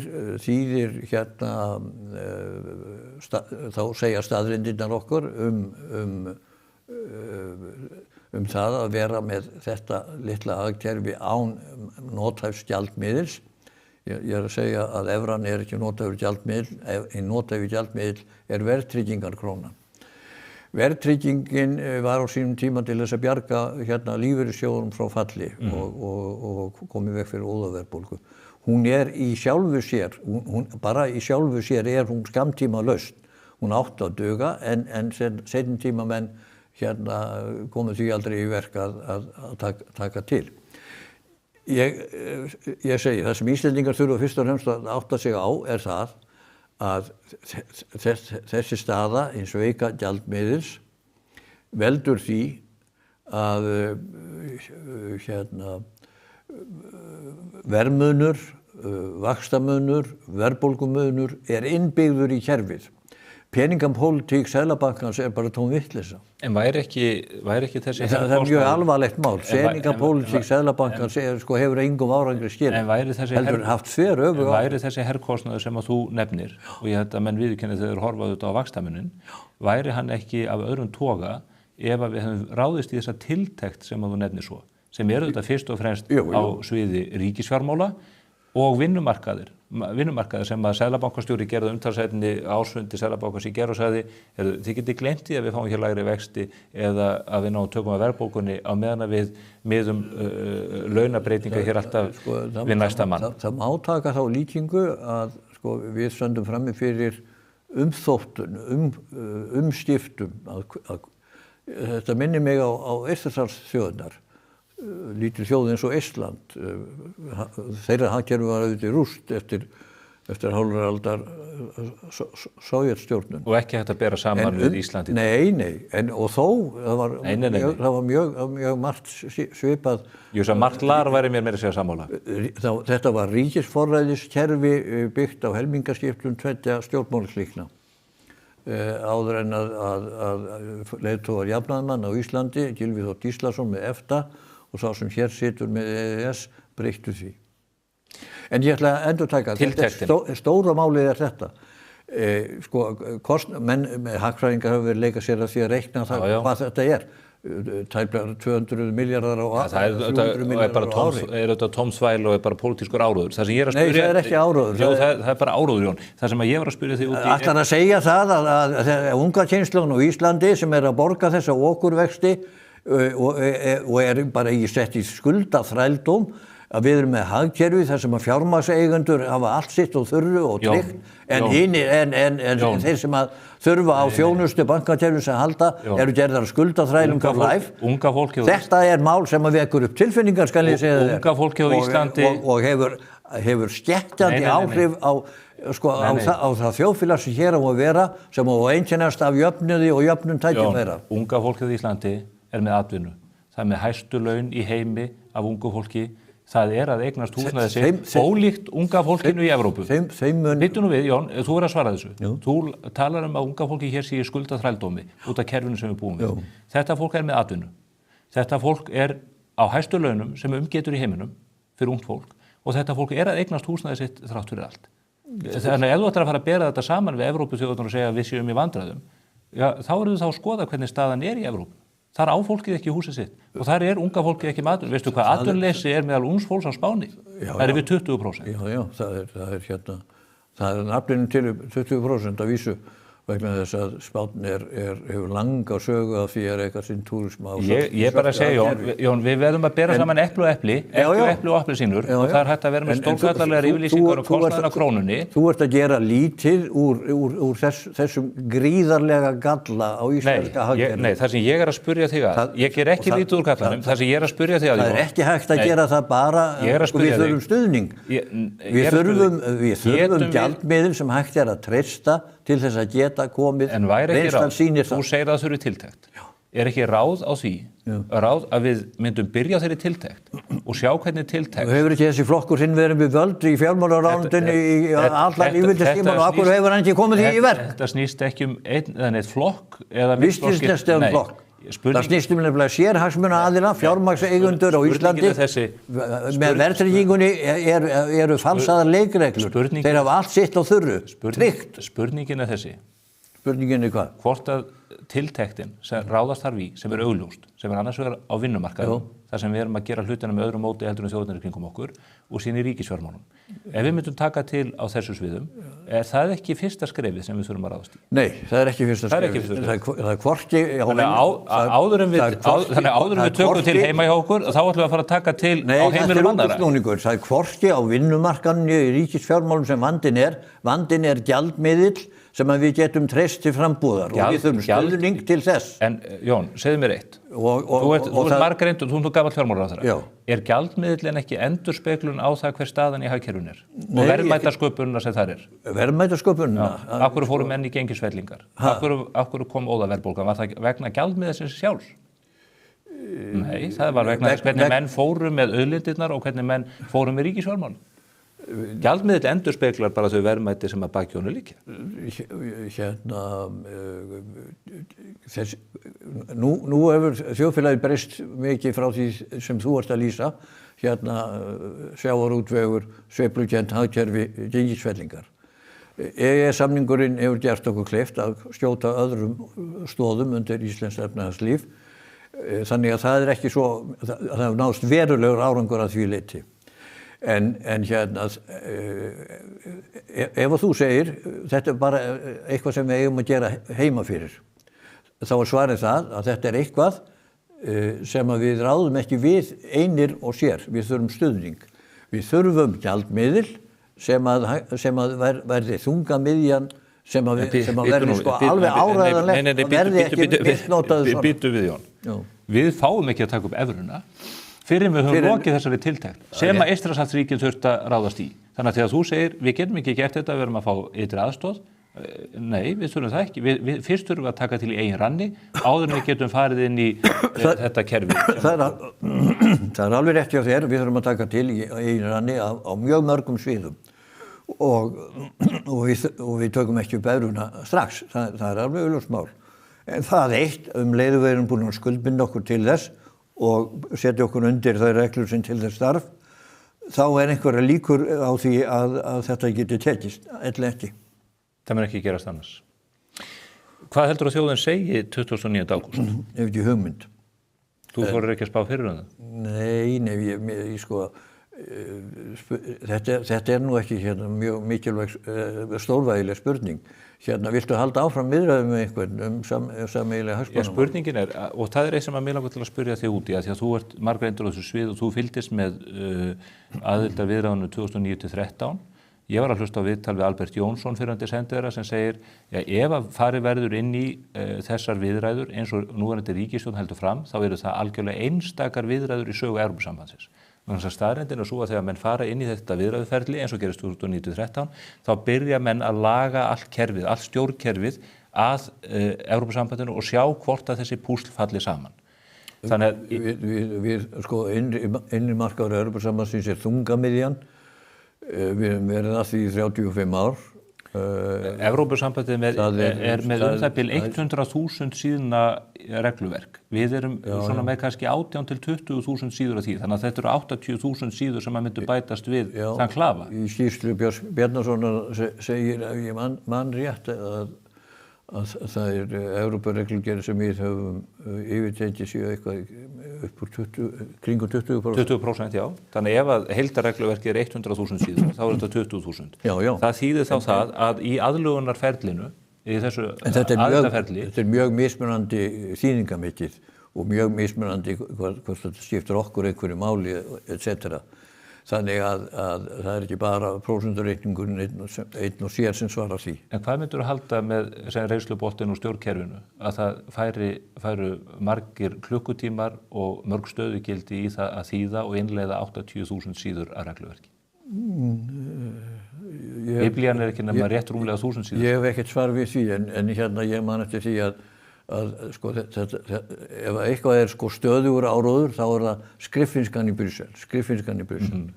Og í headquarters í Brussel starfandi 24.000 mann sem sagt. Mér sagt að það sé svona svipað hjá BBC, við ekki eina útvarpsstöð. Það bara höfuðstöðvar. Við þurfum að hæla þér fyrir það hvað þú rekur síða vel og skynsamlega með miklu mannafla. En sko, tölur þetta eitthvað svona hafa nú ekki forðað smáþjóðum eins og til dæmis Eistum, Lettum og Litáum. Það fyrsta sem að sameinaði þær þjóðir það sem þeir vildu gera til að konsolidera sitt þjóðaröryggi, sitt endurreista sjálfstæði, var að ganga í Evrópusambandið. Það voru þjóðfélög sem voru í rúst og það eru þjóðir sem að standa okkur enn í dag langt að baki þegar kemur að efnahagslegum mætti þjóðaframleiðsla lífeyrissjóðakerfið okkar sem, og þú segir að unga fólk eigi ekki neitt, mesta ríkidæmi Íslendinga lífeyrissjóðakerfið og ekki eignastað okkar jákvæðan 2000 milljarð erlendis. Það myndi hérna batna mjög hagur þessu öryggi ef við værum aðildarríki að Evrópusambandinu. Hver staða lífeyrissjóðakerfanna eins og í Frakklandi? Eða á Ítalíu, eða á Spáni, eða í Portúgal? Mestar áhyggjur af því að hún engin í Þýskalandi en ríka ríki af því að þeir fjármagna með sköttum. Þetta lítur ekki, það blæs ekki byrlega fyrir Evrópuþjóðunum hvað þetta var. En hérna, já, okkur tókst hefur tekið sumt skynsamlega eins og til dæmis það að koma á atvinnutryggingum þótt seint væri og lífeyrissjóðakerfi sem bara kerfi sem markaðurinn sjálfur leysti á þess að stjórnvöld eina kerfið en að lífeyriskerfi sem sé okkur starfsmenn sem eru opinberir starfsmenn, það er lífeyrissjóðurinn þinn, B-deildin, gamla í LSR. En þeir eru enn líklega of margir, enga síður. Við völdum rétta leið þegar deilan stóð það hvort þetta verið gegnumstreymisjóðakerfi eða sjóðakerfi sem ávaxtaði fé en sá partur áhættusamur og hann miklu öruggari ef við værum aðilar að Evrópusambandinu. Rétt í lokin. Það ein spurning sem að eiginlega ekki hægt að svara með óyggjandi hætti en hefur mikil áhrif á það hvort að við eigum að fara inn í það ekki. Stefnir Evrópusambandið að meiri samruna í átt að einhvers konar þjóðríki eins og menn hafa reynt með tilkomu stjórnarskrá sem að reyndar var hafnað og annað í þeim dúr. Heldur að þessar væringar á alþjóðasunum muni ekki einfaldlega leiða til þess? Já, því þið ekki að spyrja mig að þessu því að Evrópusambandið hefur ekki getað svaraði sjálft. Stofnendurnir sagðu ever greater union, alltaf við stefnum að meiri og meiri samruna. Það markmiðið lent og ljóst. Já, markmiðið var það. Og það hins vegar svo að, já, meðan að blómaríki þjóðríkisins stóð yfir áður en nýfjárhaldsríkju bölið fór að ríða hér húsum. Nú ertu bara að reyna að æsa mig upp. Já, áður en það var að þá gekk þetta mjög vel. Það að segja gullöld Evrópu var raunverulega tímabil eftir stríð framundir 1980. Hagvöxtur, framfarir á öllum sviðum, jöfn tekjuskipting, eignaskipting, þroska lýðræði, þetta var allt til mikla bót, það stemdi allt í rétta átt. Það var bakslag sem endaði í nýfrjálshyggju og hruni, en hérna, þegar þú spyrð framtíð Evrópu, þá hún bara pólitík, hverjir verða ofan á. Nýfrjálshyggjuöflin hafa haft of mikil áhrif á undanförnum, það þarf að breyta. Þú spyr hverjir verða ofan á? Fyrir 2 áratugum var þjóðarframleiðsla Evrópu á svipuðum stað og Bandaríkjanna, rétt undir því. Nú hún 65% af stöðu Bandaríkjanna og stefnir að verða helmingur. Þannig að ef að spurningin svo hverju verða ofan á, þá blasir við hvers svarið Hafðu þetta sem lokarsvar fyrir þá sem að segja nei. Gott að fá því, Jón. Hver veit nema fyrir 29. ágúst, það eru all nokkri dagar það, og kann að vera að ég kalli því hér til samtals og hvort að við hefðum jafnvel einn góðan með okkur. Það er bara. Gott að sjá þig. Takk. Góða helgi. Við þökkum fyrir þennan ágæta föstudag. Þetta hefur verið mikil maraþonreið yfir mörg og mikilvæg og áhugaverð mál. Ég minna á bókaklúbb Spursmála. Þennan mánuðin erum við að taka fyrir hið ótrúlega verk John Stuart Mill, Frelsið. Já. Og við munum taka það fyrir hér á síðum blaðsins og á netinu og innan tíðar mun ég boða klúbbfélaga til samtals ásamt Dr. Hannesi Hólmsteini Geirssonasyni. Góða helgi. Þetta aldeilis